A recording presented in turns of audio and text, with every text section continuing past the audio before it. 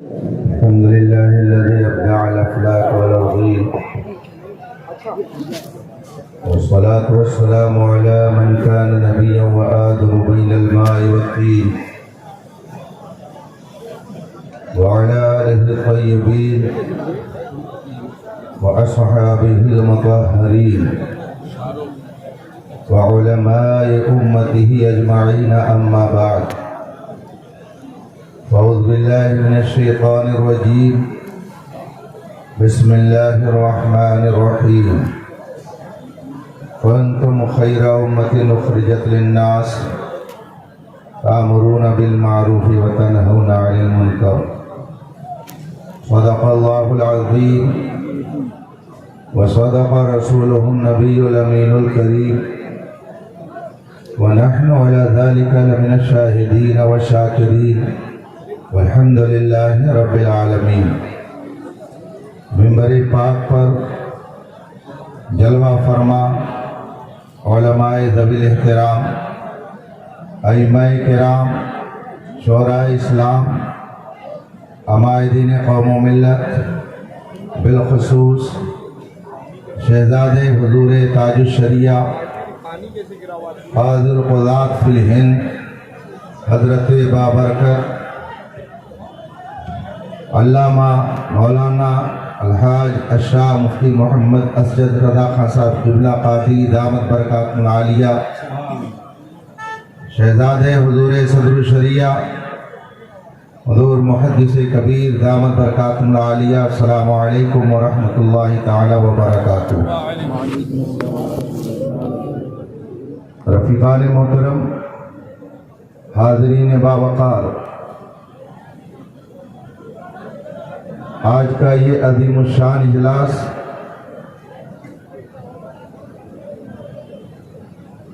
اور نور علی نور بز، جس میں ہم اور آپ شرکت کی سعادت حاصل کیے ہوئے ہیں، عالم اسلام کی اس عبقری شخصیت کی بارگاہ میں خراج عقیدت پیش کرنے کے لیے منعقد ہے، جس نے اپنے کردار و عمل کی پاکیزگی سے دنیا بھر کو متاثر کیا ہے، جس کے اندر اضافی خوبیاں بھی تھیں اور ذاتی کمالات بھی تھے. دونوں خوبیوں کا وہ عطر مجموعہ تھی شخصیت، جسے دنیا تاج الشریعہ کے لقب سے یاد کرتی ہے. آج ہندوستان بھر سے اہل ایمان کا کشا اس کی بارگاہ میں خراج محبت پیش کرنے کے لیے آنا، یہ خود اس بات کی دلیل ہے کہ رب قدیر نے اہل ایمان کے دلوں میں اس عظیم شخصیت کی محبت کا نور پیدا فرما دیا. خدا کا شکر ہے کہ اس نے ہمارے ہاتھوں میں ایسی پاکیزہ ہستی کا دامن عطا کیا ہے. ہم اپنی قسمت پر ناز کریں کہ ہمارے ہاتھوں میں حضور تاج الشریعہ کے توسل سے سرکار مفتی اعظم ہند اور اعلیٰ حضرت اور سلسلہ بسلسلہ سیدنا غوث اعظم تک تمام بزرگوں کا دامن ملا ہوا ہے. رب تعالیٰ ان بزرگوں کے فیض و برکات سے ہم سب کو مالا مال فرمائے. میں دو چند منٹ کے لیے آپ کے درمیان ہوں. ابھی کاغذ دیکھا، نظام الاوقات جو بنا ہوا ہے اسٹیج پر، اس میں ایک لمبی فہرست علماء کرام اور خطباء کرام کی ہے. میرے نام کے ساتھ جڑا ہوا ہے حضور تاج الشریعہ اور باطل فرقوں کا رد. اس عنوان کے تحت مجھے کچھ دیر آپ کے درمیان رہنا ہے، مگر آئیے سب سے پہلے مصطفیٰ جان رحمت سرور کائنات فخر موجودات علیہ تحیت و ثنا کی بارگاہ قدس میں درود و سلام کا نذرانِ عقیدت پیش کریں اور پڑھیں۔ اللہم صلی علی سیدنا و مولانا محمد معدن الجود والکرم و آلہ الکرام اجمعین۔ حضرات، ہمیں یہ بتانے کی ضرورت نہیں ہے کہ دنیا میں بہت سی چیزیں ایسی ہیں جو ایک دوسرے کی ضد اور ایک دوسرے کے منافی اور مخالف ہیں، اور دونوں کا اجتماع اور اتحاد یہ ہو نہیں سکتا ہے۔ مثلا حرارت و برودت، ٹھنڈی اور گرمی، یہ دو الگ الگ چیزیں ہیں، دونوں کا اجتماع نہیں ہو سکتا ہے۔ دن اور رات، یہ دو الگ الگ چیزیں ہیں، دونوں کا اجتماع نہیں ہو سکتا۔ طہارت اور نجاست دو الگ الگ چیزیں ہیں، دونوں میں اتحاد نہیں ہو سکتا ہے۔ اسی طور پر ایمان اور کفر، حق اور باطل دو الگ الگ چیزیں ہیں، دونوں میں اتحاد نہیں ہو سکتا ہے۔ یہ میں نہیں کہتا، یہ قرآن کہتا ہے، حدیث رسول فرماتی ہے۔ 1400 سال نہیں بلکہ جب سے یہ دنیا بنی اور دنیا میں جب سے مخلوقات کی آمد کا سلسلہ شروع ہوا، حق اور باطل ایک دوسرے سے ٹکراتے رہے اور آج تک یہ سلسلہ چل رہا ہے۔ غالباً اسی تاریخ کی طرف اشارہ کرتے ہوئے شاعر نے کہا تھا، ستیزہ کار رہا ہے ازل سے تا امروز، چراغ مصطفی سے شرار بولہبی۔ یہ تاریخ رہی ہے کہ حق اور باطل ایک دوسرے کے مقابل رہے، دونوں میں کبھی اتحاد نہیں ہو سکا۔ دنیا میں انسان جب آنکھ کھولتا ہے اور شعور کی منزل پر جب وہ پہنچتا ہے، خدا کی طرف سے اس کے اوپر کچھ احکام نافذ کر دیے جاتے ہیں۔ سب سے پہلا حکم خدا کی طرف سے ایک انسان کے اوپر جو نافذ ہوتا ہے کہ انسان اپنے خالق اور مالک کو پہچانے، اپنے خالق اور مالک کو تسلیم کرے۔ مگر اس دنیا میں بے شمار ایسے لوگ ہیں جو خدا کے وجود کا انکار کرتے ہیں۔ ایک فرقہ وہ ہے خدا کے وجود کو تسلیم ہی نہیں کرتا۔ قرآن کریم نے ایسے لوگوں کی تردید فرمائی اور 30 پارے میں متعدد جگہوں پر آپ پڑھیں گے کہ اللہ تبارک و تعالیٰ نے منکرین خدا اور ایسے دہریہ لوگوں کی سرکوبی فرمائی اور ان کی تردید کی، اور بے شمار دلائل کے ذریعہ یہ ثابت کیا گیا کہ خدا ہے، وہ ایک ذات ہے جس نے اس کائنات کو بنایا ہے۔ آپ نے بہت سارے واقعات اس طرح کے سنے ہوں گے کہ منکرین خدا نے اہل اسلام کو چیلنج کیا، علماء نے ان کا جواب دیا، ان کی سرکوبی فرمائی۔ تاریخ کے اوراق آپ پڑھ لیجئے، آپ کو اس حقیقت سے آگاہی ہو جائے گی۔ ایک فرقہ پیدا ہوا خدا کے وجود کے انکار کرنے والوں کا، قرآن نے ان کا رد کیا، قرآن نے ان کی تردید فرمائی اور ان کے ذہن کو کھولنے کے لیے مثالوں کو پیش کیا۔ جگہ جگہ قرآن کریم میں آپ کو ایسی آیات ملیں گی جن کے ذریعہ خدا کے وجود کو ثابت کیا گیا ہے۔ زمین اور آسمان، کائنات کا ذرہ ذرہ یہ خدا کے وجود کی گواہی اور شہادت دے رہا ہے۔ اس کو دیکھیں، قرآن کریم 29ویں پارے میں ایک جگہ فرماتا ہے، زمین اور آسمان کو دیکھ لو، فرجع البصر ہل تری من فطور، پھر سے نظر اٹھا کر کے دیکھ، آسمان میں غور کر، خدا کے وجود کا تمہیں پتہ چل جائے گا۔ مگر نہ جانے کتنی صدیوں سے آج تک ایک فرقہ ایسا پایا جاتا ہے جو خدا کے وجود کا انکار کرتا ہے۔ قرآن کریم نے اس فرقے کا رد فرمایا، وہ ایسے فرقے کی تردید فرمائی۔ ایک طبقہ ایسا پایا جاتا ہے جو خدا کے وجود کو تسلیم کرتا ہے، مگر اسی کے ساتھ ساتھ وہ دوسروں کو بھی خدا مانتا ہے۔ قرآن کریم نے ایسے فرقوں کی بھی تردید فرمائی۔ ایک مقام پہ قرآن کریم میں فرمایا گیا، وَلَئِن سَأَلْتَهُمْ مَنْ خَلَقَ السَّمَاوَاتِ وَالْأَرْضَ لَيَقُولُنَّ اللَّهُ، اگر ان سے پوچھو کہ زمین اور آسمانوں کو کس نے بنایا تو یہ ضرور کہیں گے کہ خدا نے بنایا. تو خدا کے وجود کو وہ تسلیم کرتے ہیں مگر اس کے باوجود دوسروں کو بھی شریک ٹھہراتے ہیں. ایسے لوگوں کی بھی قرآن کریم نے تردید فرمائی.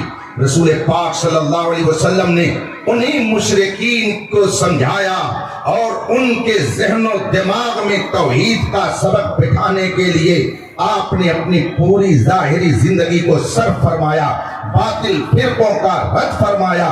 پھر ایک طبقہ ایسا پیدا ہوا جس نے چند انبیاء کی نبوتوں کو تسلیم کیا, بقیہ کا انکار کیا. اگر اس کی تفصیل میں آپ جائیں گے تو 1-2 گھنٹہ نہیں, صبح تک کا وقت بھی ناکافی ہو جائے گا.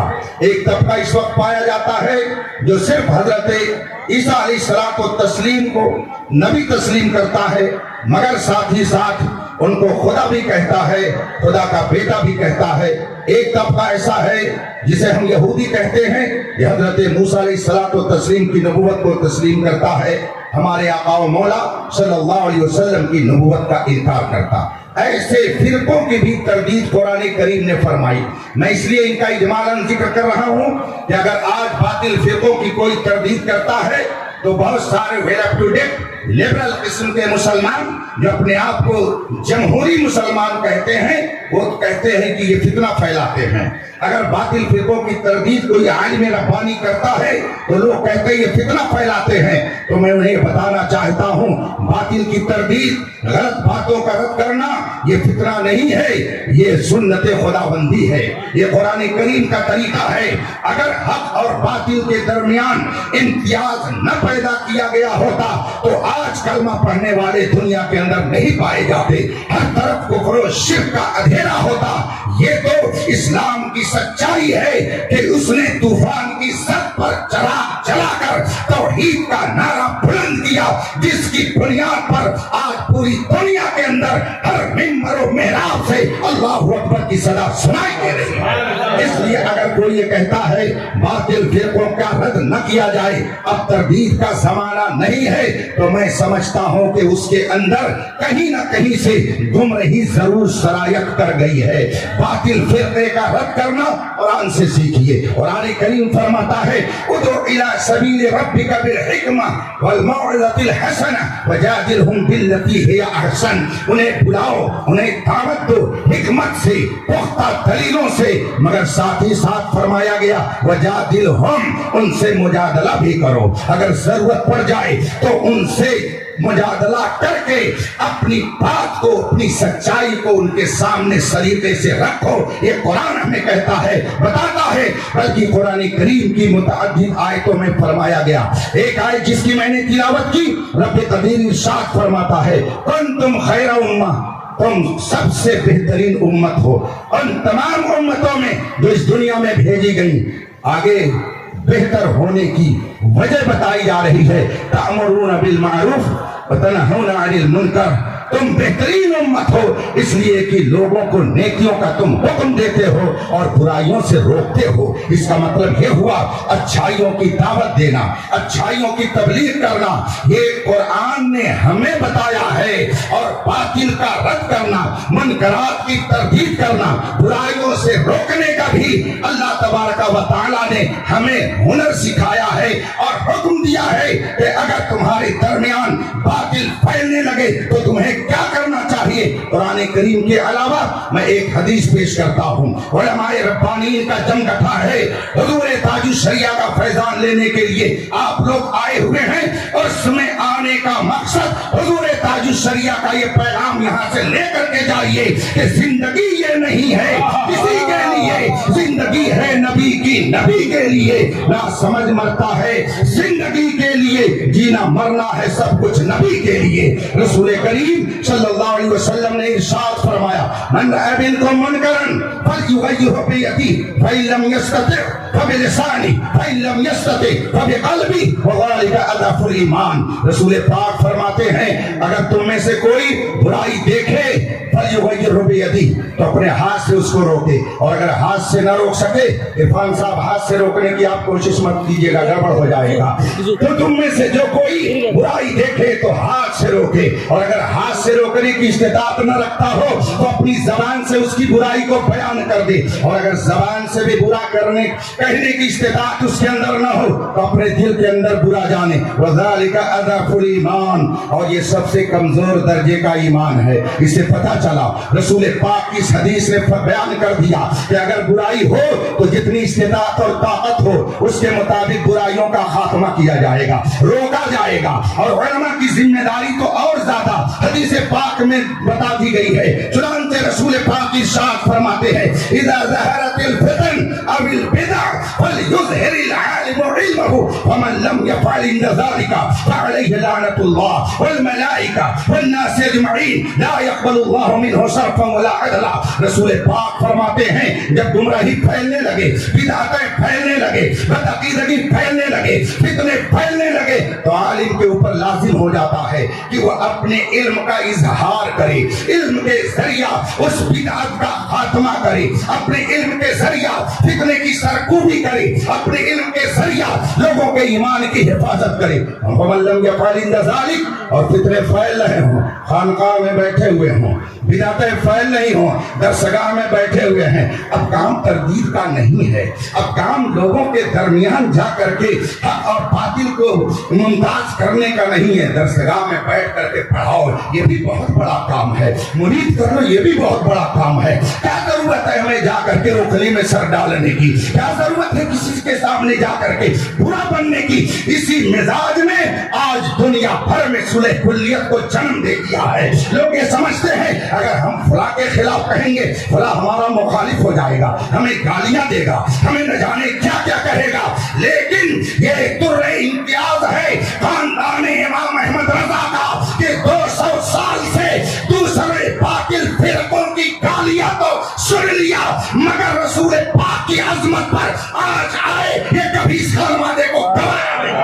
نعرہ تکبیر، نعرہ رسالت، مسلک اعلی حضرت، اسے تاج الشریعہ، خلیفہ حضور تاج الشریعہ، حضور قائد ملت، حضور محدث کبیر، اعلی حضرت کے والد ماجد علامہ خاتم المحققین نقی علی خان رحمت اللہ تعالی علیہ، ان کے والد ماجد امام العلماء علامہ رضا علی خان رحمت اللہ تعالی علیہ، جنہوں نے بریلی شریف میں بساط افتاء بچھائی، درسگاہ افتاء لگائی، اور فتویٰ نویسی کا آغاز خاندان امام احمد رضا سے شروع ہوا۔ آج سے تقریباً 200 سال پہلے کی بات ہے جب امام العلماء علامہ رضا علی خان علیہ رحمت و رضوان نے اس کام کی طرف توجہ فرمائی، پھر آپ کے شہزادے علامہ نقی علی خان علیہ رحمت و رضوان نے ایسا زبردست کام انجام دیا، میں اس کی تفصیل میں نہیں جانا چاہتا، صرف 2 کتابوں کا نام لے رہا ہوں۔ اس زمانے میں بھی قیام اور میلاد کے منکر پائے جا رہے تھے، اور وہ انکار کر رہے تھے کہ میلاد نہیں کرنی چاہیے، میلاد کرنا بدعت ہے، قیام نہیں کرنا چاہیے، قیام کرنا بدعت ہے۔ اعلیٰ حضرت کے والد ماجد علامہ نقی علی خان علیہ رحمت و رضوان نے ایسے باطل فرقے کی تردید میں ایک کتاب لکھی جس کا نام ہے اذاقۃ الآثام لمانع المولد والقیام۔ یہ کتاب تقریباً 200 سال پہلے لکھی گئی، مگر آج تک پوری دیوبندیت اس کا جواب دینے سے عاجز ہے۔ آپ نے دوسری کتاب لکھی القمع المبانی، اعلیٰ حضرت علامہ امام احمد رضا رضی اللہ تعالیٰ عنہ کے والد ماجد علامہ نقی علی خان علیہ رحمت و رضوان کی وہ دوسری کتاب جس کا نام ہے لبمان الفساد، بڑی مشہور کتاب ہے، اس میں آپ نے اصول بیان کیے۔ اس کتاب کو پڑھنے کے بعد اصول الرشاد لقمع مبانی الفساد، آج کل بہت سارے لوگ کہتے ہیں کہ مولانا احمد رضا ایک مولوی تھے، میں اعلیٰ حضرت کی بات کیا کروں؟ اعلیٰ حضرت کے والد ماجد علامہ نقی علی خان رحمت اللہ علیہ نے یہ جو کتاب لکھی ہے، اگر اسی کتاب کو لوگ سمجھ لیں تو مان لیا جائے گا کہ واقعی وہ علم والے ہیں۔ ایسی زبردست کتاب باطل کی تردید میں انہوں نے لکھی. جب اعلیٰ حضرت کا دور آیا تو آپ کو تو رب قدیر نے وہ کمالات، وہ خوبیاں عطا فرمائی کہ دنیا کہہ رہی ہے وادی رضا کی کوئی ہے، ہمالیہ رضا کا ہے، یہ سندھ دیکھیے وہ علاقہ رضا کا ہے. اوروں نے تو لکھا ہے بہت علم دین پر جو کچھ ہے اس صدی میں وہ تنہا رضا کا ہے. 1000 کتاب لکھ کر آپ نے اہل ایمان کے عقیدے کی جو حفاظت فرمائی تو دنیا پکار اٹھی، ڈال دی قلب میں عظمت مصطفیٰ سیدی اعلیٰ حضرت پہ لاکھوں سلام. اعلیٰ حضرت قدس سرہ نے باطل فرقوں کی تردید میں جو عظیم الشان کتابیں تحریر فرمائی، آج امت مسلمہ کے لیے وہ عظیم الشان ذخیرہ ہے. ایک موقع پر ایک عالم دین نے آپ سے پوچھا تھا کہ آپ کس کام میں مصروف رہتے ہیں، تو آپ نے فرمایا فقیر کے یہاں 3 کام ہوتا ہے، اس کے ذمہ 3 کام ہے. ایک کام ہے فتویٰ نویسی، دوسرا کام ہے تصنیف و تعلیم، اور تیسرا کام ہے باطل وہابیت کا رد کرنا.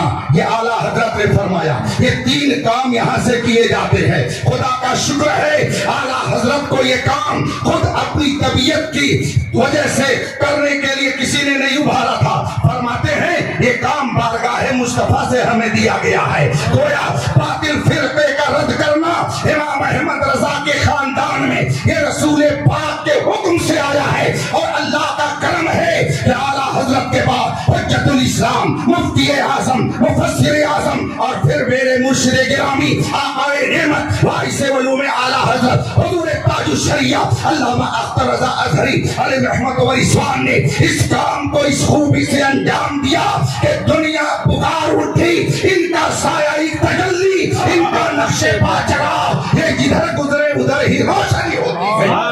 بستی بستی کریا کریا علم کا ساگر الفاظ کا دریا، ہم سب کی بخشش کا ذریعہ عظمت حضور تاج الشریعہ. ہر دور میں تردید کے لیے الگ الگ میدان.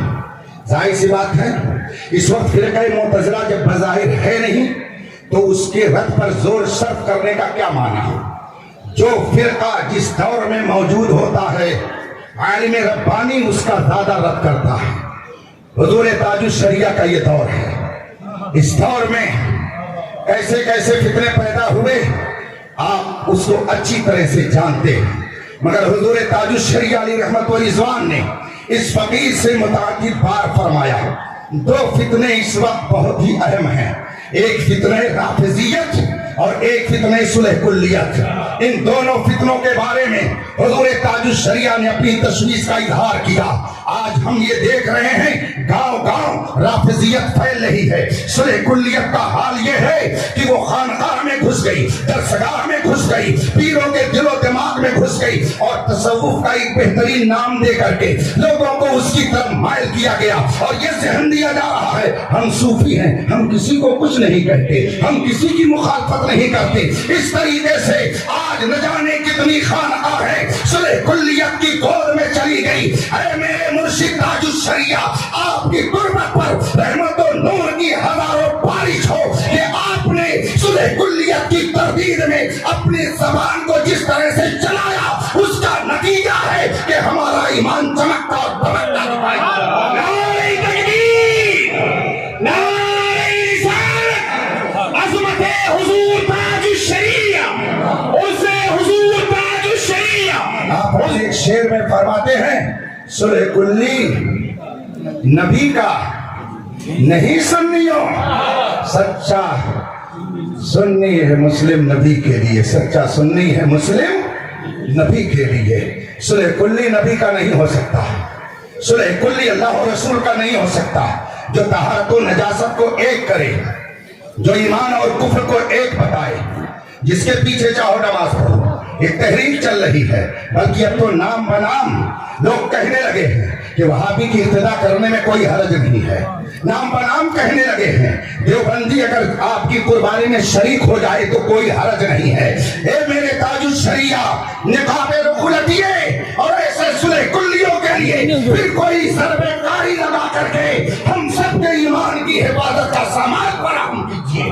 ہم یہ دیکھتے ہیں حضور تاج الشریعہ کا روب لوگوں پر اتنا غالب تھا کہ ڈر کے مارے بہت سارے لوگ دبکے رہتے تھے، لیکن جو ہی تاج الشریعہ اس ظاہری دنیا سے تشریف لے گئے وہ سوراخ سے باہر آ کر کے ڈنک مارنے کا کام کرنے لگے۔ لیکن امام احمد رضا کا شعر سب کو جگانے کے لیے کافی ہے۔ سونا جنگل رات اندھیری چھائی بدلی کالی ہے، سونے والوں جاگتے رہیو چوروں کی۔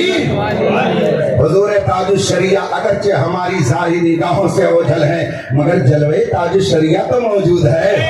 الحمدللہ تجلیات تاج الشریعہ تو ہماری نگاہوں کے سامنے ہے۔ یہ بزرگ شخصیتیں، یہ حضور محدث کبیر میں بہت سارے پڑھے لکھے لوگوں کی زبان سے چپکے سن لیتا ہوں کبھی کبھی، وہ تو فتنہ پھیلاتے ہیں۔ میں نے سوچا ذرا قریب سے دیکھا جائے تو حضور تاج الشریعہ کے بارے میں بھی بعض لوگ ایسے ہی جملے کہتے تھے، لیکن ان کا حال یہ ہوا کس نمی پرست کی بھیا کیستی، کہاں کے ہو، کتنے قابل ہو، کتنے بڑے رائٹر ہو، کتنے بڑے شاعر ہو، کتنے بڑے محدث ہو، کتنے بڑے مفکر ہو، کوئی پوچھنے والا نہیں ہے۔ اور میرے تاج الشریعہ کا حال یہ ہے، رب قدیر نے وہ مقبولیت عامہ عطا فرمائی کہ بچوں کی زبان پر بھی یہ شعر رہتا ہے، بستی بستی دریا دریا تاج الشریعہ تاج الشریعہ۔ ابر رحمت ان کے برکت پر گوہر باری کرے، حشر تک شان کریمی ناز برداری کرے۔ حضور تاج الشریعہ نے فرقہ وہابیت کا رد فرمایا۔ فتاوی تاج الشریعہ پڑھ لیجئے، آپ کی آنکھیں آسودہ ہو جائیں گی۔ حضور تاج الشریعہ نے اس دور کے ایک بھیانک فتنے جس کو مولائیت کا نام دیا گیا، دیکھتے دیکھتے نہ جانے کتنے سنی صحیح عقیدہ نوجوان وہ کہنے لگے ہم مولائی ہیں، ہم معاویہ کو نہیں مانتے، وہ امیر المومنین تھوڑی، وہ تو امیر شام تھا، معاذ اللہ رب العالمین، استغفر اللہ۔ یہ فتنہ ہے بہت تیزی سے آبادیوں میں پہنچ رہا ہے۔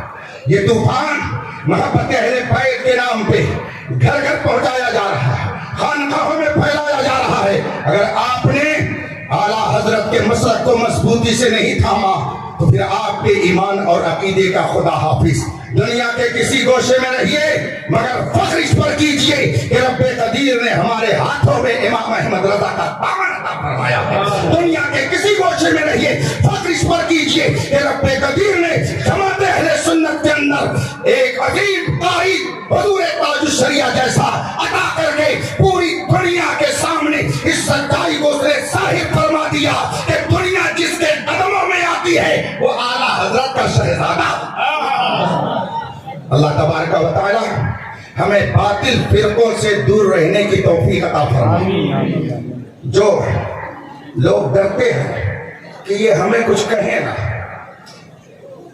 ایک طبقہ کہتا ہے اپنی بات کہو، دوسرے کا رد کرنے کی کیا ضرورت ہے، کیوں نام لے کر کے رد کرتے ہیں۔ بہت پہلے میں نے ایک مضمون لکھا تھا، دعوت و تبلیغ، اصول دعوت و تبلیغ اور مبلغ اسلام خلیفہ اعلیٰ حضرت علامہ عبدالعلیم میرٹھی۔ اس میں نے بہت سارے شواہد دلائل پیش کیے تھے کہ دعوت و تبلیغ کے مختلف انداز اور مختلف طریقے ہیں۔ جب کہیں اس بات کی ضرورت پڑتی ہے کہ نام لے کر کے کسی کا رد کیا جائے تو اسے چاہیے کہ تبت یدا ابی لہب کی آیت کو نگاہوں کے سامنے رکھے، اور جب کبھی تردید کی ضرورت پڑے مجموعی طور پر تو اسے چاہیے کہ ان المنافقین لکاذبون کی آیت کو سامنے رکھے۔ جب کبھی ضرورت پڑے وقت اور حالات یہ کہیں کہ دونوں باتوں کا رد ہونا چاہیے تو اہدنا الصراط المستقیم صراط الذین انعمت علیہم اور غیر المغضوب علیہم ولا الضالین کو اپنی نگاہوں کے سامنے رکھے۔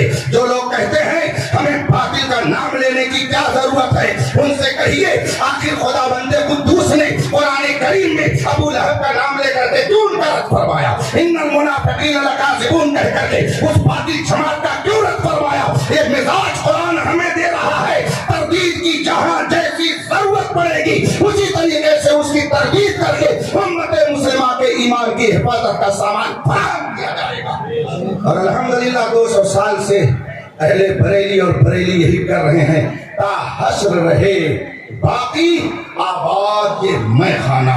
وآخر دعوانا الحمدللہ رب العالمین۔ السلام علیکم۔